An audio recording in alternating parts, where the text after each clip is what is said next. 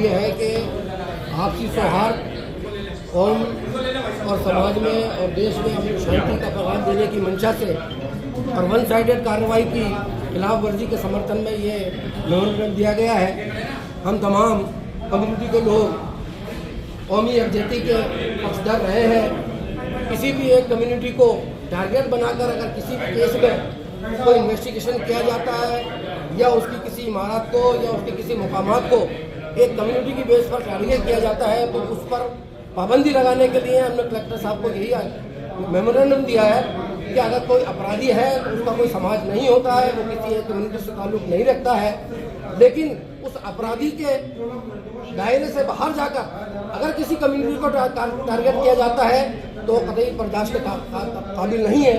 और वो हमारे देश में, हमारे शहर में और हमारे तमाम मुकामात का शांति बनाने का माध्यम से क्या मांग कर रहे हो? हमारा यही है कि आप उसमें उस इन्वेस्टिगेशन में आप किसी भी हद तक, चाहे CBI हो, न्यायिक जांच हो, जांच करें, लेकिन ये किसी मजहब को, किसी कम्युनिटी को टारगेट ना करें। और हम उसके लिए कभी भी किसी तरह से कोई बर्दाश्त नहीं करेंगे, क्योंकि अगर किसी कम्युनिटी को टारगेट किया जाता है तो हमारे मुल्क और हमारे देश के लिए, हमारे शहर के लिए बदलने का पैगाम पहुँचाता है।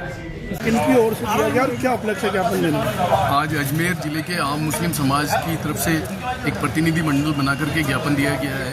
ये ज्ञापन विजयनगर में अभी जो दुर्भाग्यपूर्ण एक कांड हुआ है उस कांड के लेकर दिया गया है कि जो भी दोषी है, चाहे वो किसी भी धर्म के, हिंदू हो मुस्लिम हो, उनको कड़ी से कड़ी सज़ा मिले और हम निष्पक्ष जांच की मांग करते हैं आदरणीय मुख्यमंत्री जी से।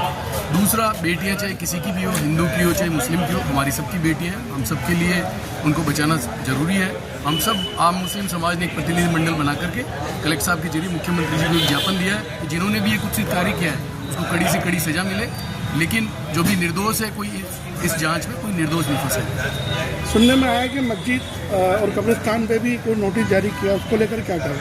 देखिए, वो शासन प्रशासन की जांच का विषय है, वो शासन तय करेगा किसका क्या करेगा। बाकी जांच किसी भी चीज़ की कर सकता है शासन है। आपका नाम? मुंसिफ अली खान। ये जो कौम को लेके टारगेट किया जा रहा है, अपराधी होता है, अपराधी का कोई धर्म नहीं होता। यदि अपराध किया है तो न्यायालय उसकी सज़ा देगा।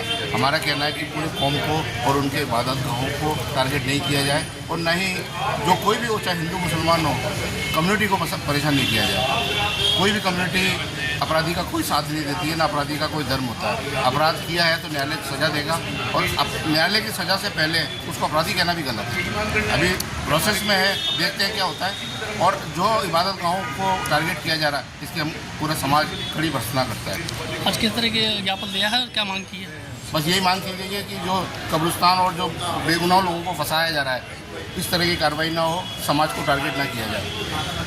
सारा समाज इस तरह साथ में है कि कोई मुस्लिम हो चाहे हिंदू हो, अगर अपराध किया है तो उसका हर समुदाय विरोध करता है। आपका नाम? कि मोहम्मद इकबाल।